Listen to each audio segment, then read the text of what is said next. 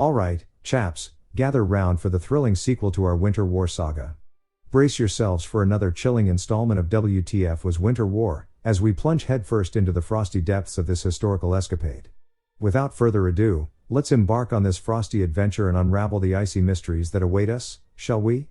Tally-ho, the winter of 1939-40, marked by extreme cold, played a pivotal role in the dynamics of the Winter War, influencing both Finnish and Soviet military operations. The exceptionally harsh weather conditions, including record-low temperatures on the Karelian Isthmus, created a unique battlefield environment that tested the resilience, preparedness, and tactics of both forces. Finnish soldiers, accustomed to the severe Nordic winters, were better adapted to these conditions. The integration of their everyday winter clothing with military insignia, combined with their proficiency in cross-country skiing, allowed Finnish troops to maneuver effectively across the snowy landscape. The use of lightweight white snow capes for camouflage enabled Finnish ski troopers to launch guerrilla attacks against Soviet forces with a degree of invisibility, exploiting the snowy terrain to their advantage. In contrast, the Soviet military initially struggled to adapt to the winter conditions. The standard olive drab paint on Soviet tanks and the regular khaki uniforms of the soldiers offered little camouflage against the snow-covered terrain. It was not until late January 1940 that the Soviets began to issue white paint for their equipment and snowsuits to their infantry, improving their capacity for winter warfare. The extreme cold and lack of winter warfare preparation had a profound impact on Soviet troops.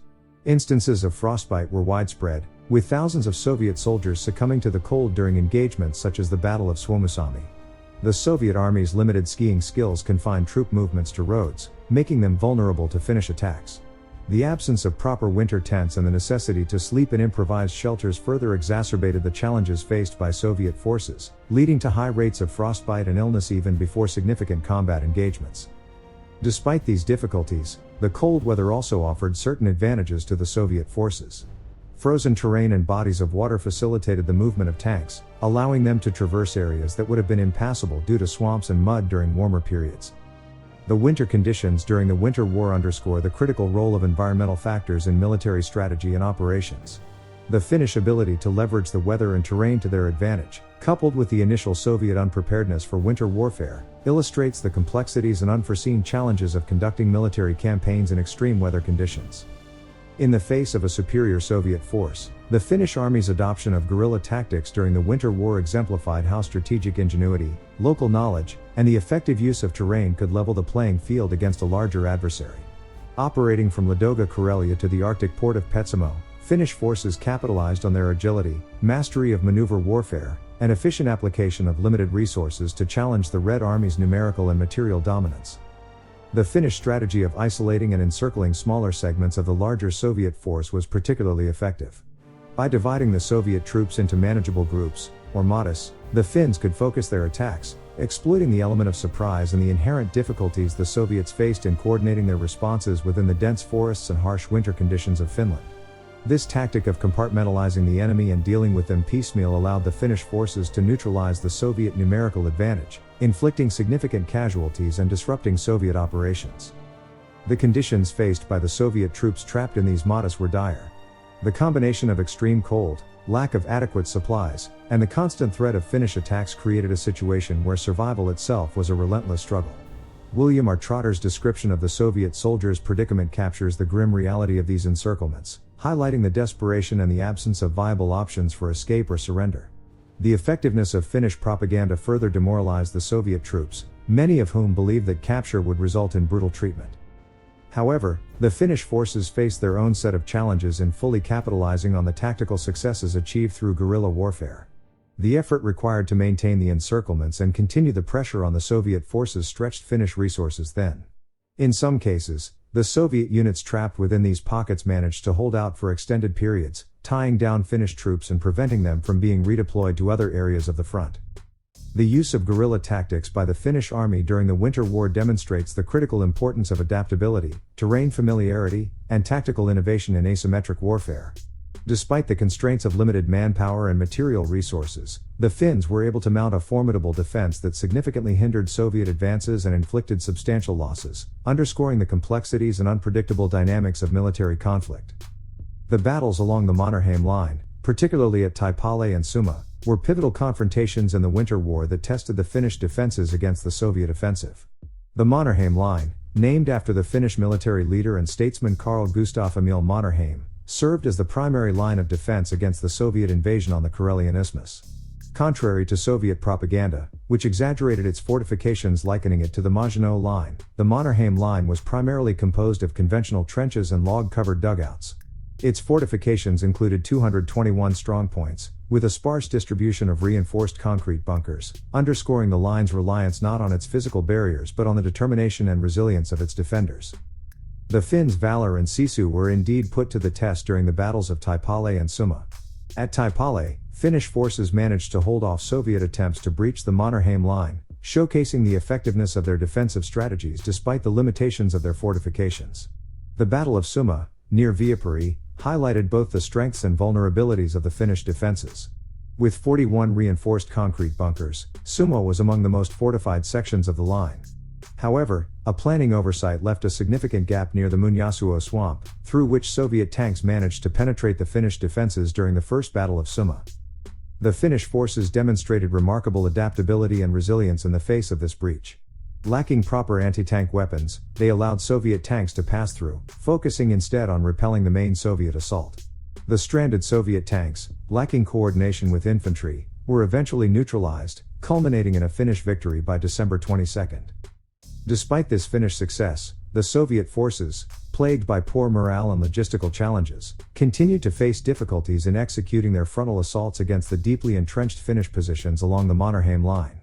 A bold Finnish counterattack aimed at encircling 3 Soviet divisions near Viipuri on December 23, although unsuccessful, underscored the aggressive and dynamic Finnish response to the Soviet offensive. These battles along the Mannerheim Line encapsulate the intense and brutal nature of the Winter War, illustrating the formidable Finnish defense against a numerically superior Soviet force. The Finnish successes were not merely the result of physical fortifications but were deeply rooted in the fighting spirit and tactical ingenuity of the Finnish soldiers and their commanders. The Winter War, through engagements such as those at Taipale and Summa, highlighted the critical importance of morale, leadership, and local knowledge in determining the outcome of military conflicts. The battles in Ladoga Karelia during the Winter War showcased the intense conflict north of Lake Ladoga, where the Finnish forces encountered unexpected strength from the Soviet Eighth Army. Initially, the Finnish headquarters had not anticipated the scale of the Soviet deployment in this region, which aimed to cut through Ladoga Karelia and push towards Sortavala and Joensuu within a tight time frame. The Soviets' numerical superiority in manpower, artillery, and air support presented a formidable challenge to the Finnish defenders. The initial Finnish response to the overwhelming Soviet advance was marked by panic and retreat, leading to the replacement of the commander of the Finnish Four Army Corps, Juho Heiskanen, with Valdemar Hägglund. This change in leadership was part of the Finnish effort to stabilize their defenses and counter the Soviet push more effectively. One of the most emblematic battles of this front was the Battle of Kalaa, which became a symbol of Finnish resilience and determination. Despite the challenging conditions and the initial retreats, Finnish units managed to establish a defensive position near the stream of Kalaa. The battle, characterized by fierce fighting and significant hardships, lasted until the end of the war, with the Finnish forces managing to hold their ground. The phrase Kalaa holds, Finnish, Kalaa kestää, emerged as a testament to the Finnish resolve and became a legendary motto that captured the spirit of the Finnish defense.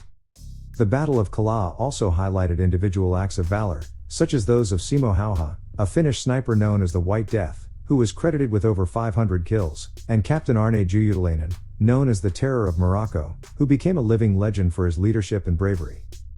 Further north, the Finnish tactical withdrawal from Aglaharvi to Talviharvi set the stage for another significant Finnish victory at the Battle of Talviharvi on December 11. This battle demonstrated the Finnish ability to regroup, counterattack, and exploit tactical opportunities, even in the face of superior Soviet forces. The battles in Ladoga Karelia, particularly at Kalaa and Talviharvi, underscore the complexity of the Winter War, highlighting both the challenges faced by the Finnish forces and their capacity to adapt, resist, and at times, prevail against the odds. The Finnish defense in this region, marked by strategic withdrawals, determined resistance, and iconic moments of heroism, contributed to the broader narrative of Finnish tenacity throughout the Winter War. In the southern sector of the Winter War, Finnish forces adeptly utilized mobility and tactical finesse to trap 2 Soviet divisions along the northern side of the Lake Ladoga coastal road. This engagement exemplified the Finnish strategy of leveraging superior maneuverability and environmental familiarity against the Soviet forces' numerical advantage. However, by December 19, the Finnish units had reached a point of exhaustion, temporarily halting their counterattacks. This pause underscored the intense physical and mental toll of the continuous engagements in harsh winter conditions. The Finnish offensive resumed in early January 1940, focusing on dividing the Soviet forces into smaller, more manageable segments, armadas. Contrary to Finnish expectations, the encircled Soviet divisions chose to entrench and await reinforcements and supplies, rather than attempting a breakout to the east. This decision by the Soviet forces to hunker down rather than counterattack posed a new set of challenges for the Finns, who, due to shortages in heavy artillery and manpower, often opted not to directly assault the entrenched Soviet units. Instead, they prioritized neutralizing immediate threats, adapting their tactics to the defensive posture of the Soviet troops. Despite the dire conditions of cold and hunger, Soviet soldiers displayed remarkable resilience and tenacity, fortifying their positions and engaging in stubborn defense. The adaptation of tanks as stationary pillboxes and the construction of timber dugouts are indicative of the Soviet troops' ingenuity and determination to hold their ground. Major Matti Arnio, known affectionately as Matti Matti, emerged as a key figure in the Finnish efforts to tackle the entrenched Soviet positions, demonstrating the importance of individual leadership and expertise in such critical engagements. In North Karelia, the Finnish application of guerrilla tactics further illustrated the asymmetrical nature of the conflict. Finnish units, adept in skiing and camouflaged by their snow-white clothing, executed a series of surprise ambushes and raids that effectively outmaneuvered the Soviet forces at Ilomantsi and Lieksa. The success of these operations led to a Soviet decision to retreat from the region and reallocate resources to fronts deemed more critical to their strategic objectives. The engagements in the South and North Karelia during the Winter War highlight the dynamic interplay between strategy, environment, and human resilience. The Finnish ability to adapt to and exploit the conditions of winter warfare, coupled with the determined Soviet defense despite adverse conditions, encapsulates the complex and multifaceted nature of military conflict. The Battle of Suomussalmi Raid stands as a monumental instance of Finnish tactical ingenuity and valor during the Winter War, illustrating the potency of well-coordinated, smaller forces against a numerically superior adversary. Positioned in the municipality of Suomussalmi, characterized by its challenging geography of lakes, forests, and limited road access, this area was initially thought unlikely to be a major focus of Soviet aggression. Contrary to Finnish expectations, the Red Army deployed 2 divisions to the Kainuu region, aiming to sever Finland in 2 by capturing Oulu. The strategic importance of the 2 roads leading into Suomussalmi from the border, the northern Juntusurna Road and the southern Raet Road, became apparent as the Soviets advanced. The Battle of Raet Road, integral to the larger conflict at Suomussalmi, emerged as a catastrophic defeat for the Soviet forces and a classic example of effective asymmetric warfare. Approximately 14,000 Soviet troops, comprising elements of the 44th and the 163rd Rifle Divisions, found themselves ensnared in a meticulously planned Finnish ambush as they navigated the forested Raet Road. Finnish Colonel Hjalmar Silasvuo, leading the 9th Division, executed a strategic encirclement that not only halted the Soviet advance but also cut off their retreat. By dividing the Soviet force into smaller armadas, the Finns systematically dismantled the encircled units, resulting in staggering Soviet casualties estimated between 7,000 and 9,000, while Finnish losses were significantly lower, around 400. The magnitude of the Soviet defeat at Raet Road was underscored by the capture of substantial amounts of military equipment, including tanks, artillery pieces, anti-tank guns, trucks, horses, rifles, and vital supplies of ammunition and medical resources. Notably, the discovery of a military band's instruments among the captured materiel symbolized the extent of Soviet confidence in a victory that was never realized. The outcomes of the battles in Suomussalmi and along the Raet Road exemplify the crucial role of leadership, tactical innovation, and the effective use of terrain in achieving military success. These engagements not only inflicted a severe blow to the Soviet campaign in Finland but also became enduring symbols of Finnish resilience and strategic acumen in the face of overwhelming odds. The legacy of these battles continues to inspire military strategists and historians, serving as a testament to what determined and well-led troops can accomplish against formidable adversaries. The battles in Finnish Lapland during the Winter War highlighted the extreme conditions and strategic challenges of Arctic warfare. Contrary to Finnish expectations of limited Soviet activity in the form of raiding parties and reconnaissance patrols, the Soviet Union committed full divisions to the region. This decision underscored the broader Soviet objective of exerting pressure across the entire Finnish front, even in the most inhospitable areas. The reorganization of Finnish defences in Lapland on December 11, which resulted in the creation of the Lapland Group under Kurt Wallenius, was a strategic move aimed at bolstering the Finnish response to the unexpected scale of the Soviet invasion in the region. Battle of Salla. The advance of the Soviet 88th and 122nd Divisions towards Salla showcased the initial Soviet momentum. However, the Finnish forces demonstrated their ability to leverage the terrain and tactical flexibility to their advantage. The successful outflanking of the Soviet Northern Group near Salla by a Finnish battalion, resulting in the retreat of the 122nd Division and the abandonment of heavy equipment, marked a significant Finnish victory. The inability of the Soviet forces to breach the Finnish defensive line near Kemijärvi, despite repeated assaults, and their eventual retreat to a new defensive line underscore the challenges faced by the Soviet troops in overcoming Finnish defenses. Battle of Petsamo. The Battle for Petsamo, Finland's only ice-free port in the Arctic, further illustrates the unique aspects of warfare in Lapland. The limited Finnish manpower in the region, necessitated by the primary focus on the Karelian Isthmus, did not prevent the Finns from mounting effective resistance. Through guerrilla tactics, including attacks on Soviet supply lines and patrols, the Finnish forces managed to halt Soviet advancements despite being significantly outnumbered. The treeless, windy terrain, compounded by the almost constant darkness and severe cold of the Lapland winter, posed additional challenges to both sides, with the Finns adeptly using these conditions to their tactical advantage. The engagements in Finnish Lapland during the Winter War demonstrate the Finnish forces' capacity to adapt to and exploit the severe conditions of Arctic warfare. Through strategic reorganization, effective use of the terrain, and guerrilla tactics, the Finnish defenders were able to counter the Soviet offensive in the region, highlighting the broader theme of Finnish resilience and tactical ingenuity that characterized the conflict. Throughout the Winter War, the Soviet Union maintained air superiority with a force of about 2,500 aircraft, the most common among them being the Tupolev SB. Despite this numerical advantage and the broad scope of operations, the impact of Soviet aerial bombardment on Finland's infrastructure and military capabilities was less significant than expected. Finland's lack of high-value strategic targets, coupled with the resilience and rapid response of Finnish repair crews, mitigated the potential damage of bombing raids on vital transportation links like railways. The bombing of Tampere highlights the Soviet attempt to target industrial and logistical hubs crucial to the Finnish war effort. However, the overall material damage inflicted by these raids remained minimal, thanks in part to the dispersed and less industrialized nature of Finland's infrastructure. The Finnish capability to swiftly repair rail tracks, often within hours of being bombed, exemplified the country's determination and resourcefulness in sustaining its military operations and civilian life amidst the conflict.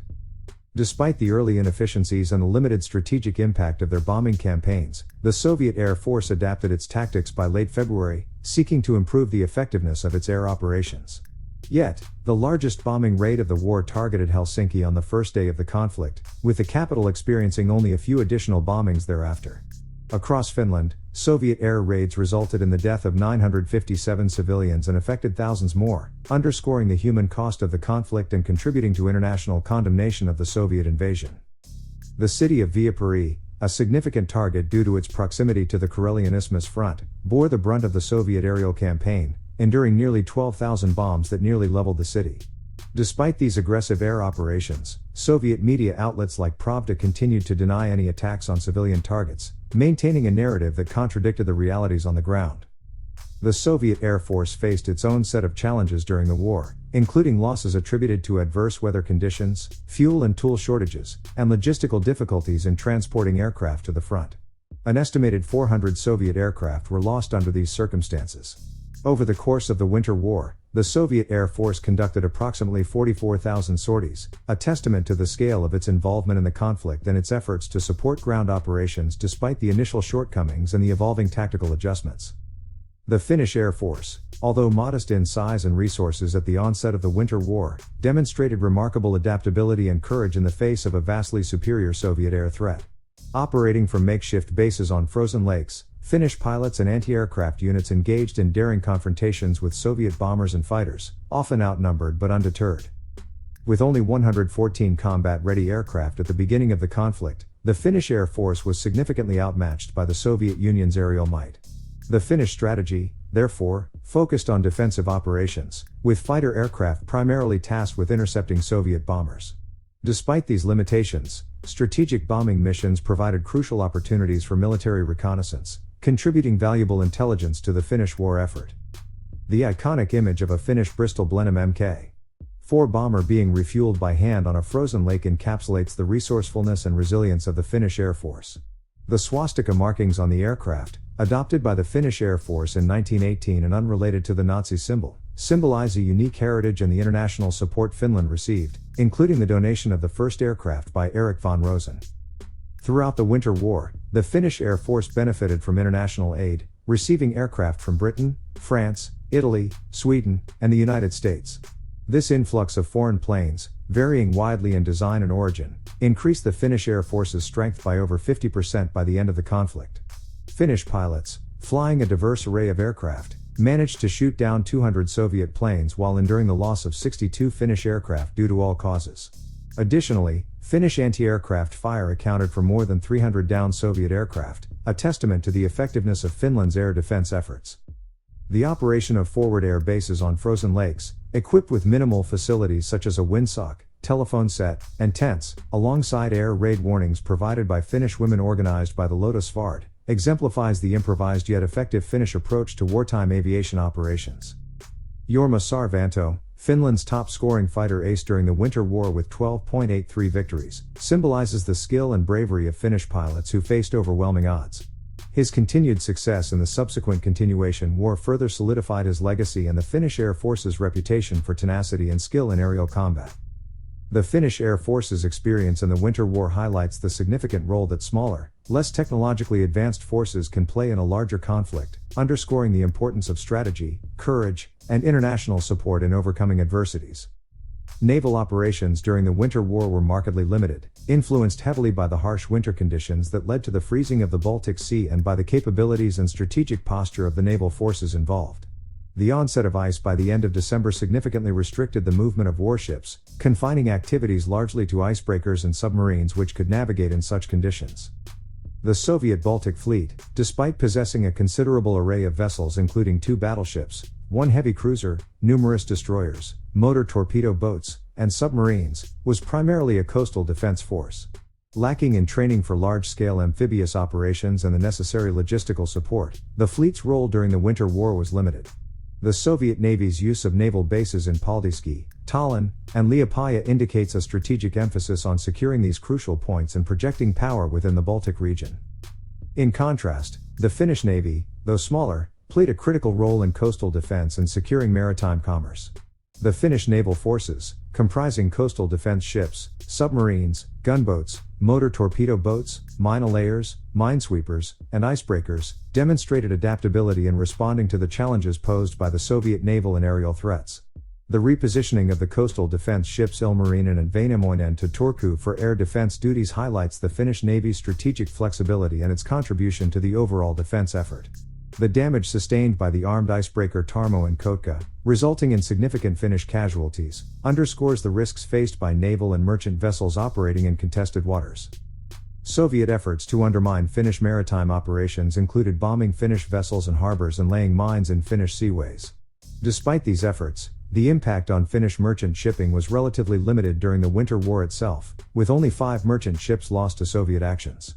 However, the broader context of World War II presented greater challenges for Finnish maritime commerce, leading to more significant losses due to hostile actions in 1939 and 1940. The naval activity during the Winter War, though not as prominent as land battles, reflects the strategic considerations of both Finland and the Soviet Union in securing their maritime interests and the adaptability of their naval forces to the constraints imposed by the severe winter conditions and the strategic environment of the Baltic Sea.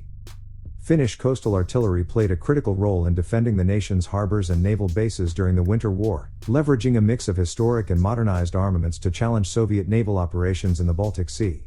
The strategic positioning of these batteries, many of which were remnants from the Imperial Russian era, was crucial in safeguarding key points along Finland's coastline. The installation of a 305mm, 12.0-in, gun battery on the island of Kuivasaari, aimed at controlling access to the Gulf of Finland alongside Estonian batteries, exemplifies Finland's efforts to modernize and strengthen its coastal defenses in anticipation of Soviet naval aggression. This strategic focus on bolstering coastal artillery capabilities reflects the broader Finnish approach to national defense, emphasizing preparation and the effective utilization of existing resources. The engagement in the Gulf of Finland on December 1, near the island of Rusaro, marked the first naval battle of the Winter War.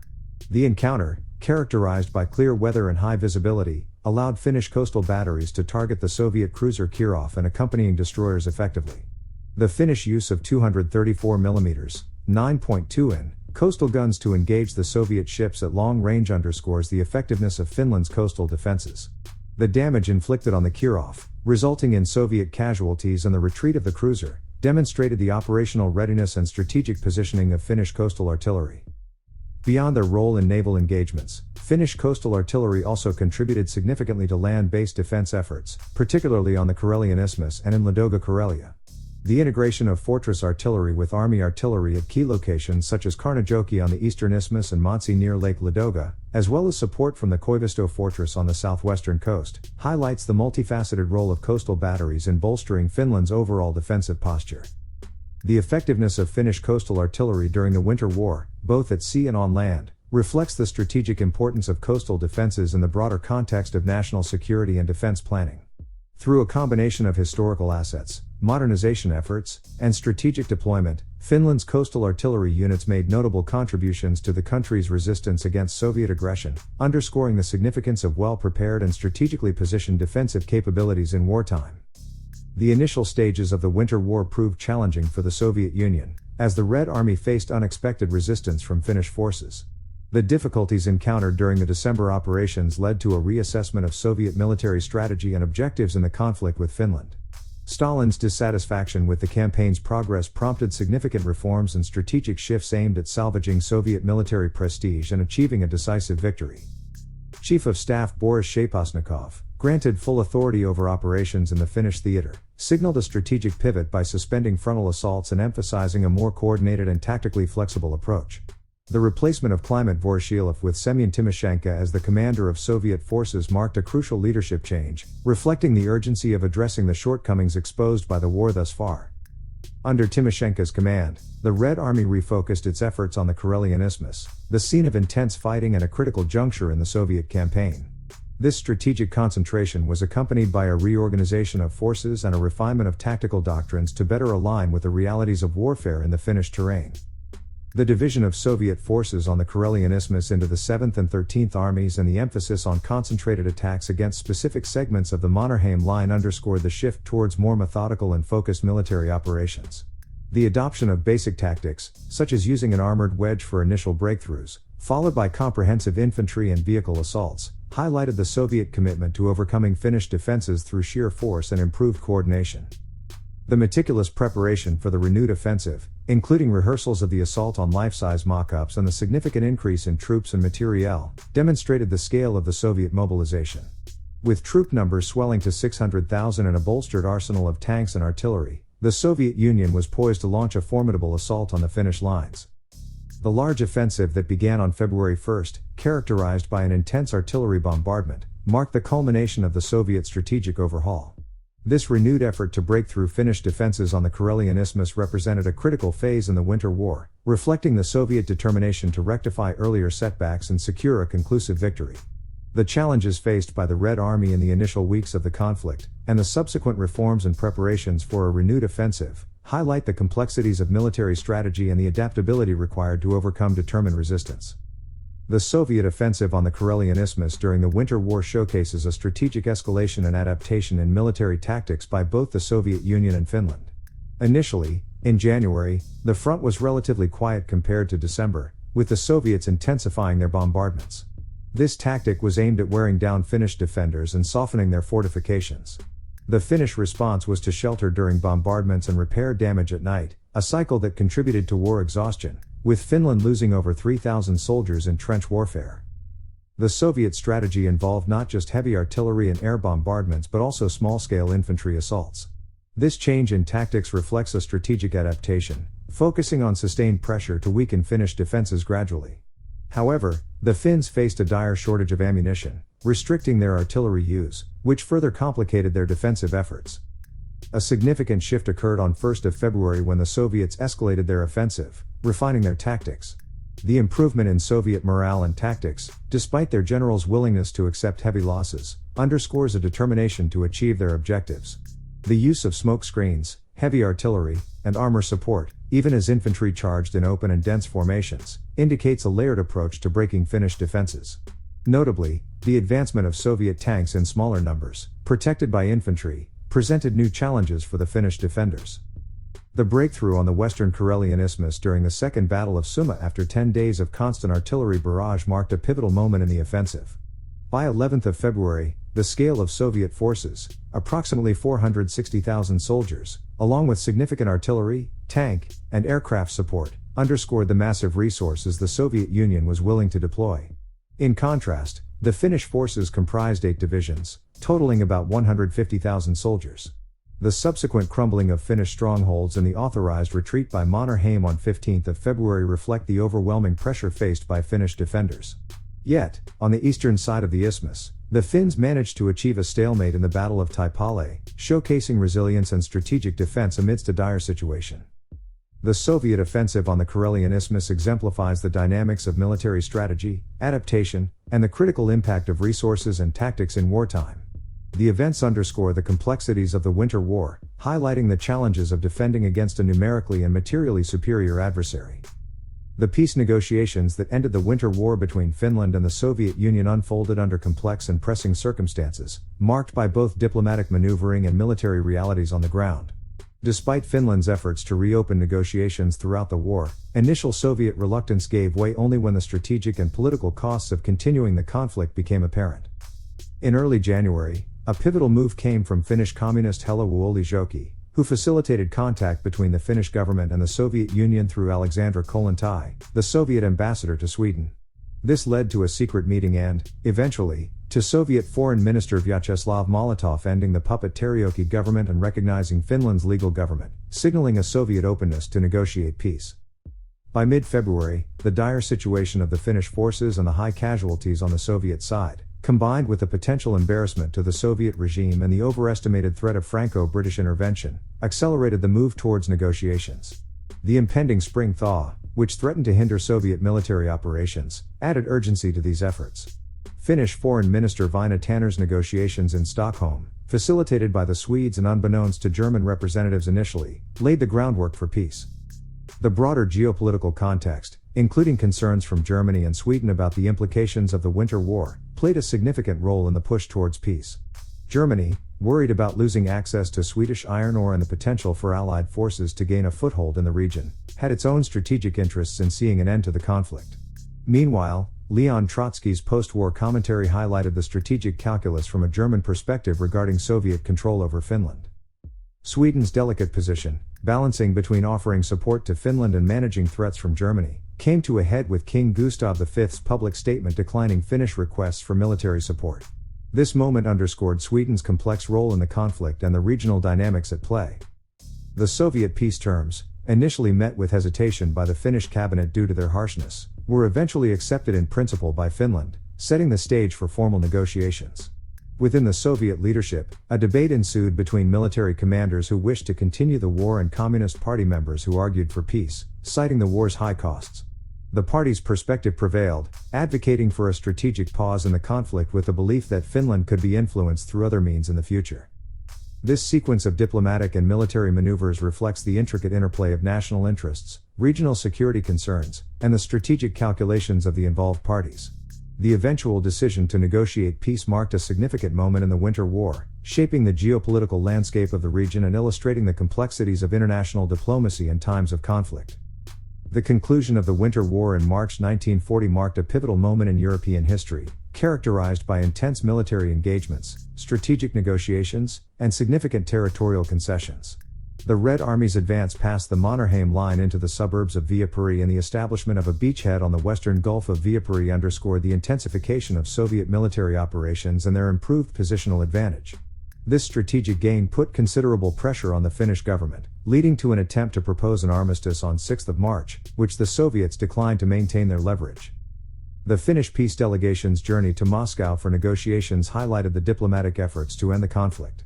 The absence of Joseph Stalin from the negotiations, interpreted as a result of the Red Army's earlier setbacks against the Finns, indicated the complex interplay of military pride and political negotiations. The Soviet demands were understandably high, reflecting their strong military position on the Karelian Isthmus and the broader context of their objectives in the region. By 9th of March, the dire military situation for Finland, characterized by heavy casualties, exhausted artillery ammunition, and deteriorating weapons, forced the Finnish government to accept the harsh reality that external military support from the Franco-British expedition would not materialize. The refusal of Norway and Sweden to grant the Allies right of passage sealed Finland's fate, leaving the Finnish government with no choice but to accept Soviet terms. The decision by Finnish President Kyösti Kallio to sign the Moscow Peace Treaty, despite his deep reservations about ceding territory to the Soviet Union, was a moment of national trauma. His poignant remark, "Let the hand wither that signs this monstrous treaty," captured the anguish and sense of betrayal felt by many Finns. This sentiment reflected the profound impact of the treaty on Finland's national integrity and the personal toll on its leaders. The Moscow Peace Treaty resulted in significant territorial losses for Finland, altering the geopolitical landscape of the region. This moment in history not only marked the end of the Winter War but also set the stage for the complex dynamics of Finnish-Soviet relations during World War II and the post-war period. The Winter War and its conclusion through the Moscow Peace Treaty underscore the themes of resilience, national sovereignty, and the harsh realities of geopolitical negotiations in the face of overwhelming military force. The Moscow Peace Treaty, signed on March 12, 1940, brought an end to the Winter War between Finland and the Soviet Union, with a ceasefire taking effect the following day. This agreement marked a significant moment in 20th century European history, reflecting the harsh realities faced by smaller nations when confronted with the military and diplomatic pressures exerted by larger powers. Under the terms of the treaty, Finland was compelled to cede a substantial portion of its territory to the Soviet Union. This included the entire Karelian Isthmus, land north of Lake Ladoga, parts of the region of Salla, the Rybaki Peninsula in the Barents Sea, and 4 islands in the Gulf of Finland. Additionally, the Hanko Peninsula was leased to the Soviet Union as a military base for 30 years. Notably, the region of Petsamo, which had been captured by the Red Army during the conflict, was returned to Finland. The territorial concessions encompassed Finland's second or fourth largest city, Viipuri, depending on the census data referred to, a significant portion of its industrialized territory, and areas still under Finnish military control. Overall, Finland relinquished about 9% of its territory, including 13% of its economic assets.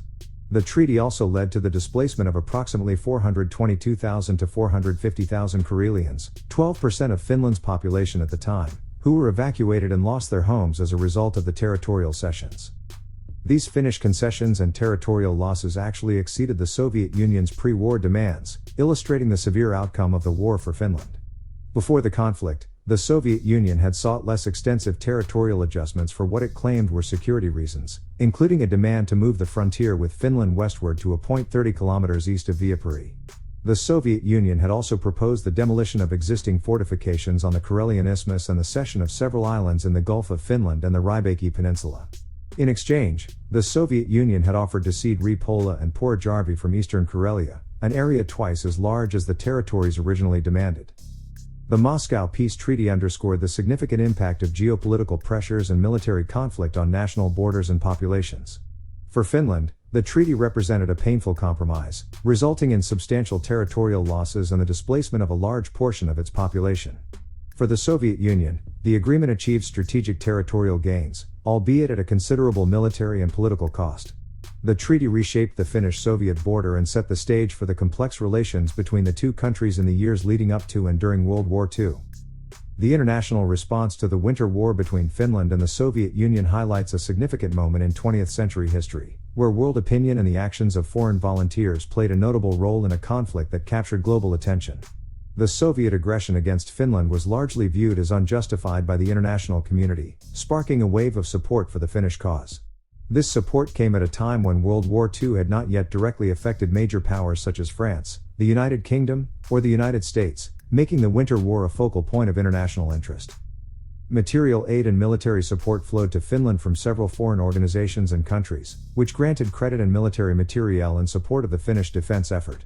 Interestingly, even Nazi Germany, despite its non-aggression pact with the Soviet Union, initially allowed arms to pass through its territory to Finland, reflecting the complex geopolitical considerations of the time. However, after the transit of arms was publicized by a Swedish newspaper, Adolf Hitler adopted a policy of silence towards Finland, aligning with Germany's efforts to maintain improved relations with the Soviet Union post the Molotov-Ribbentrop Pact. The most significant foreign contingent came from Sweden, showcasing the strong regional support for Finland.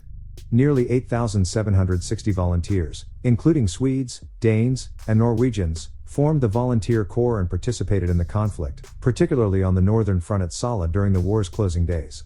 Swedish support also extended to air defense, with a unit of Gloucester Gladiator fighters named the Flight Regiment 19 and anti-air batteries equipped with Bofors 40mm guns defending northern Finland and the city of Turku.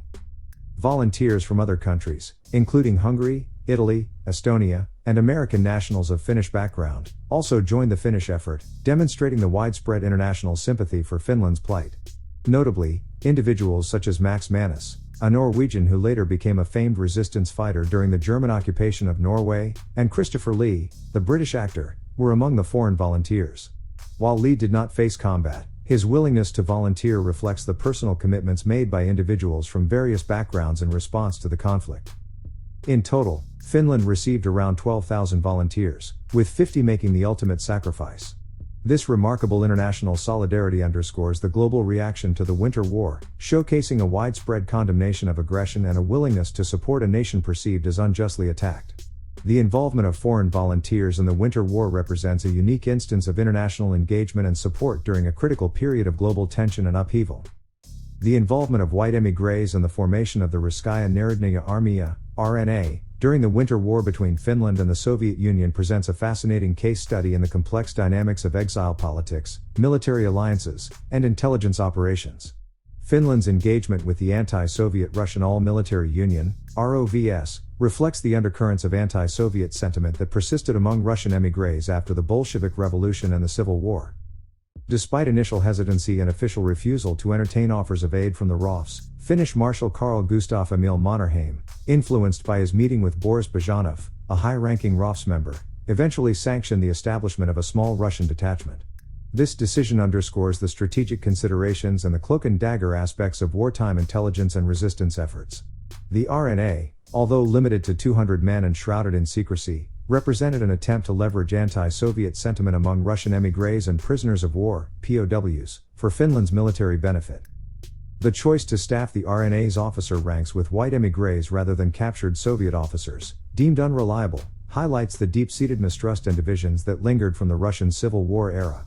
This decision also reflects the challenges of forming effective military units from disparate groups with complex backgrounds and loyalties. Interestingly, the RNA's actual engagement, or lack thereof, in combat operations reveals the limitations and challenges of such units in wartime. The unit's presence during a battle in Ruskeala, primarily for psychological operations rather than combat, and the subsequent detention of its members by Finnish forces due to mistaken identity, illustrates the precarious position of such volunteer units in the fog of war. The post-war fate of the RNA and its members, as recounted by Finnish military historian Carl Gust, underscores the tragic outcomes often faced by individuals caught between conflicting powers. The presumed execution of most RNA members upon their return to the Soviet Union and the specific extradition and sentencing of Vladimir Bastumov highlight the harsh realities of political and military reprisals in the Stalin era. This episode of white émigrés' involvement in the Winter War through the RNA offers a poignant glimpse into the broader historical narratives of exile, resistance, and the enduring impacts of political upheavals.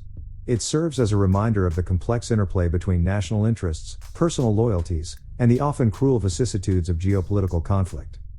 The Franco-British intervention plans during the Winter War between Finland and the Soviet Union exemplify the intricate web of strategic interests and geopolitical maneuvering that characterized the period leading up to World War II. France and Britain, each motivated by a combination of support for Finland and broader strategic objectives, sought to intervene in a way that would counteract German strength and influence in the region. France, seeing an early opportunity to support Finland, aimed to disrupt Germany's access to vital resources by encouraging a Finnish counteroffensive. The French strategy involved rearming Polish exile units for deployment to Finland and proposing an ambitious airstrike against the Caucasus oil fields with Turkish cooperation.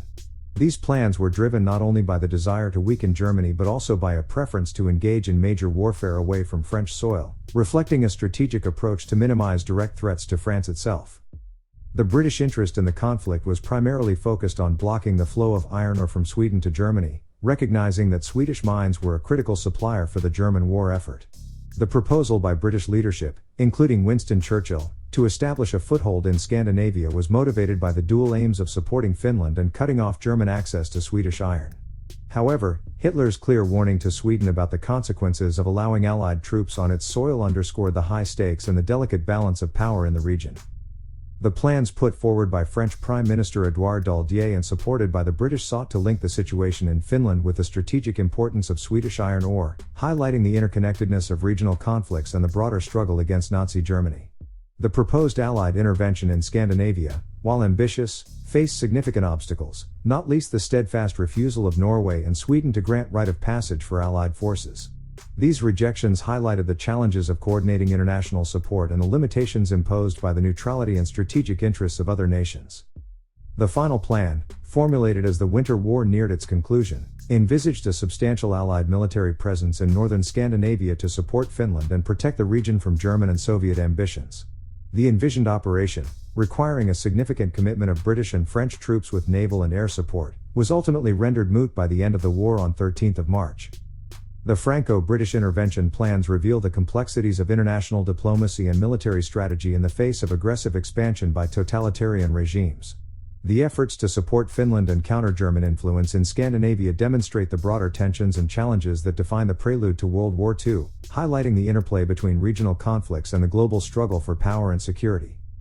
The Winter War, lasting 105 days, left a significant and somber imprint on Finland, underscoring the harsh realities of international politics and the limits of small nations to garner timely and substantial support in the face of aggression. The conflict, characterized by a fierce Finnish resistance against a numerically superior Soviet force, ended with considerable human, material, and territorial losses for Finland, reflecting the high cost of the war. The immediate aftermath of the conflict was a period of reflection and debate within Finland regarding the military strategy on the Karelian Isthmus and the potential for further resistance had the war continued. The concept of the interim peace, referring to the 15-month period between the end of the Winter War and the start of Operation Barbarossa, highlights the temporary and precarious nature of the peace that Finland found itself in, sandwiched between two aggressive powers. The casualty figures officially announced by Helsinki shortly after the war totaled 19,576 dead. However, subsequent revisions by historians have placed the number of Finnish casualties, those killed or missing, at 25,904, with 43,557 wounded. These revised figures offer a more comprehensive understanding of the human cost borne by Finland. Additionally, the fate of Finnish prisoners of war in Soviet hands, with an estimated 10 to 20% dying in captivity, adds another layer of tragedy to the war's outcome. The repatriation of 847 Finnish prisoners after the war does little to mitigate the loss and suffering experienced. Civilians were not spared from the war's devastation, with air raids claiming 957 civilian lives, highlighting the indiscriminate nature of modern warfare and its impact on non-combatants.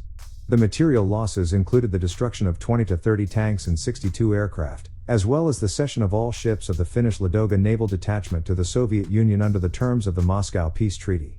This transfer of military assets further weakened Finland's defensive capabilities and maritime presence in the region. The Winter War's aftermath and the casualties suffered serve as a poignant reminder of the challenges faced by Finland in its struggle to maintain sovereignty and territorial integrity. The conflict, though brief, had a profound impact on Finnish society, military strategy, and the nation's position in the broader geopolitical landscape of the time. It also highlighted the broader implications of the Finnish-Soviet conflict for the regional balance of power and the prelude to further hostilities during World War II. The interim peace period between the Winter War and the Continuation War was a time of strategic reassessment and preparation for Finland. The immediate aftermath of the conflict with the Soviet Union saw Finland actively seeking ways to bolster its defense capabilities and secure its national interests amid the shifting geopolitical landscape of World War II. Negotiations with Sweden for a military alliance represented Finland's attempt to strengthen its regional security posture. However, the opposition from both Germany and the Soviet Union to such an alliance underscores the complex and often precarious position Finland occupied, caught between two major powers with divergent strategic interests in the region. The eventual collapse of these negotiations highlighted the limitations of Finland's diplomatic options in securing its defense objectives. Germany's reassessment of its relationship with Finland, prompted by Adolf Hitler's order to plan an assault on the Soviet Union, marked a significant shift in the dynamics between the two countries. Until that point, Germany had been reluctant to engage in arms sales to Finland, likely due to its desire to maintain a semblance of neutrality and avoid antagonizing the Soviet Union unnecessarily. However, the strategic imperative of weakening the Soviet Union ahead of the planned invasion led to a reversal of this policy, with Germany authorizing the secret sale of weapons to Finland. This development signaled a new phase in German-Finnish relations, with mutual interests against the Soviet Union serving as a basis for cooperation. The formation of the Finnish Karelian League by Karelian evacuees reflects the enduring impact of the territorial losses incurred as a result of the Moscow Peace Treaty. This interest group's efforts to advocate for the rights and interests of Karelians and to seek the return of ceded territories underscore the deep societal and political ramifications of the Winter War's outcome. The sense of loss and the desire for restitution fueled sentiments that would later influence Finland's participation in the Continuation War. Finland's entry into the Continuation War alongside Germany stemmed from a combination of factors, including the desire to reverse the territorial losses from the Moscow Peace Treaty and the broader goal of securing Finland's borders against Soviet aggression. The influence of right-wing groups advocating for a greater Finland ideology further contributed to Finland's war aims, reflecting a mix of defensive imperatives and expansionist aspirations. The Finnish participation in the siege of Leningrad and the occupation of East Karelia during the Continuation War highlight the extent of Finland's military engagement against the Soviet Union. These actions, while aimed at securing Finnish territorial and security interests, also placed Finland firmly within the broader conflict of World War II, with significant military, political, and ethical implications for the country and its people. The Continuation War thus represented a continuation of the unresolved tensions and conflicts between Finland and the Soviet Union, with far-reaching consequences for both nations and the region as a whole. The aftermath of the Winter War prompted significant introspection and reform within the Soviet military, particularly as the shortcomings of the Red Army were laid bare by the Finnish resistance. The Stavkas meeting in April 1940 was a critical moment of reflection that led to the recommendation of several reforms aimed at addressing these deficiencies. The reduction in the role of frontline political commissars, reintroduction of traditional ranks and forms of discipline, and improvements in winter clothing, equipment, and tactics were all steps intended to enhance the military's effectiveness. However, the urgency and magnitude of these reforms highlight the challenges faced by the Soviet Union in preparing for future conflicts, especially given the onset of Operation Barbarossa 14 months later. Soviet historiography on the Winter War, between its conclusion and the era of perestroika in the late 1980s, was heavily influenced by the official narrative, which primarily relied on Molotov's speeches. This narrative framed the conflict as a necessary measure for the security of Leningrad, painting Finland as the aggressor influenced by foreign imperialists. This interpretation served to justify the Soviet Union's actions, emphasizing defensive motives rather than territorial ambitions. Casualty figures for the Soviet side have been a subject of debate and revision. The official figures presented in March 1940 cited 48,475 dead and 158,863 sick and wounded. However, subsequent estimates by Russian historians and researchers have varied significantly. These revisions reflect the difficulties in accurately assessing the human cost of the conflict, with estimates of the dead ranging from approximately 53,500 to over 138,000, and total casualties including wounded and missing as high as 391,783. In 2013, Pavel Petrov cited a database from the Russian State Military Archive confirming 167,976 killed or missing, providing a more concrete basis for understanding the scale of Soviet losses. These evolving casualty figures underscore the heavy toll the Winter War exacted on the Soviet Union, both in terms of human lives and the broader implications for military strategy and preparedness. The conflict served as a wake-up call for the Soviet military establishment, prompting a re-evaluation of tactics, leadership, and equipment that would have significant implications for the Red Army's performance in subsequent engagements during World War II. The aftermath of the Winter War for Soviet prisoners of war, POWs, in Finland, as well as the significant losses in terms of tanks and aircraft, illuminates the broader consequences of the conflict and the harsh realities of wartime policies and engagements. The treatment of Soviet POWs upon their return to the USSR is a stark reminder of the grim nature of Stalinist repressions. While the Moscow Peace Treaty facilitated their return, the subsequent fate of these soldiers was dire.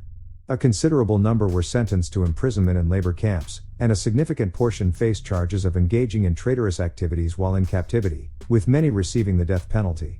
This treatment reflects the Soviet regime's suspicion and harsh policy towards those perceived as disloyal or compromised, regardless of their sacrifices during the war. The destruction of Soviet tanks during the Winter War represented a substantial material loss for the Red Army. Estimates vary widely, from official figures of 611 tank casualties to Finnish and Soviet sources reporting significantly higher numbers, suggesting the intensity of the conflict and the effectiveness of Finnish defensive tactics. The revelation of 3,543 tank casualties in a note to Boris Shapusnikov, head of the Soviet General Staff, underscores the severity of the Soviet Union's underestimation of Finnish resistance and the challenges faced by Soviet armored units in the difficult winter conditions. The Soviet air forces also suffered considerable losses, with around 1,000 aircraft lost during the conflict, less than half of which were due to combat. Finnish anti-aircraft units and fighter pilots accounted for a portion of these losses, highlighting the effectiveness of Finnish air defense efforts. The disparity between combat casualties and total aircraft losses suggests operational and environmental difficulties faced by the Soviet air forces during the campaign. These aspects of the Winter War, ranging from the treatment of Soviet POWs, the significant losses of tanks, and the challenges encountered by the Soviet air forces, provide a multifaceted view of the conflict's impact on the Soviet military. They reflect not only the immediate tactical and strategic consequences of the war but also the broader implications for Soviet military policy, personnel, and morale. The conflict served as a crucial learning experience for the Soviet Union, highlighting deficiencies in strategy, equipment, and preparedness that would have implications for future military engagements during World War II. The Winter War, fought between Finland and the Soviet Union, inadvertently became a significant geopolitical event for Germany, shaping its foreign policy and military strategy leading up to and during World War II. For Germany, the conflict and its outcome presented both challenges and opportunities, which ultimately influenced the direction of German actions on the Eastern Front. The humiliation of the Red Army, along with the inefficacy and chaotic response of the League of Nations and the Anglo-French Supreme War Council, were perceived as political victories for Germany. These developments served to highlight the vulnerabilities and limitations of both the Soviet military and Western diplomatic efforts. Germany's policy of neutrality during the conflict, while domestically unpopular, positioned it as a bystander able to reassess its relationships and strategies without direct involvement in the fighting. The end of the Winter War and the signing of the Moscow Peace Treaty marked a turning point in Finnish-German relations. The rapid improvement of ties between Finland and Germany following the treaty underscored the strategic recalibration towards mutual interests against the Soviet Union.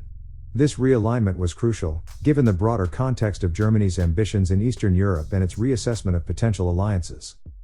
Perhaps most significantly, the Winter War exposed the weaknesses of the Soviet military, providing Hitler with a false sense of assurance regarding the feasibility of an invasion of the Soviet Union. The perceived poor performance of the Red Army during the conflict convinced Hitler that the Soviet Union was vulnerable to a quick and decisive military campaign. This miscalculation was encapsulated in Hitler's declaration that the Soviet Union would collapse with a mere push, a sentiment that would lead to the launch of Operation Barbarossa in June 1941. The Winter War, therefore, played a critical role in shaping Nazi Germany's perception of the Soviet Union as a military adversary. It influenced Germany's strategic calculations and contributed to the decision to invade the Soviet Union, a pivotal event that would have far-reaching consequences for the course of World War II.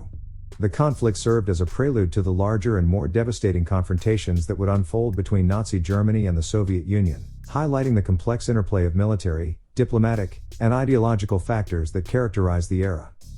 The Winter War not only had profound implications for the belligerents involved but also for the Allies, particularly the Anglo-French Supreme War Council. The conflict exposed the weaknesses of the Red Army, an observation that significantly influenced Allied perceptions of the Soviet Union's military capabilities.